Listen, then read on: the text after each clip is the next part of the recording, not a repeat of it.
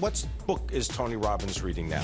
One I'm reading right now is The Believing Brain, which is fascinating. It talks about how our beliefs control our life, control our experience of reality, how it's shaped by both biochemistry and your environment. Really, really great book. All right, The Believing Brain. Advice. One could say that you give people advice, you give them motivation, inspiration. What's the best piece of advice you've ever gotten?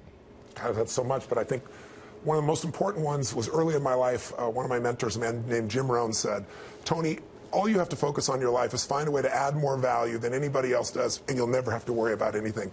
Be the person that does more for others, and life will just be anything you want out of it. It really is what it is. And he also said the way to do that is every day work harder on yourself than anything else. Because if you become more intelligent, more valuable, more skilled, you can add more value to other people.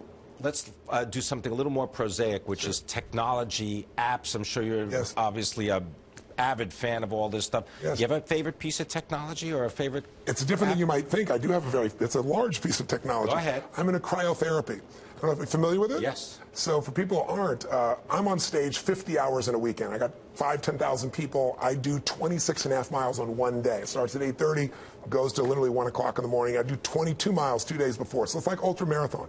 I used to ice myself as I did in football, and if you ice yourself. You used to take ice baths. Yes, yeah, because you have to bring the swelling down in your body.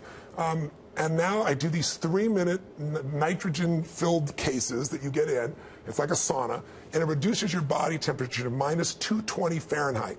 And that sounds like you'd freeze to death or you'd burn. If you had water in your body, you'd burn. You get third-degree burns. But there's no moisture.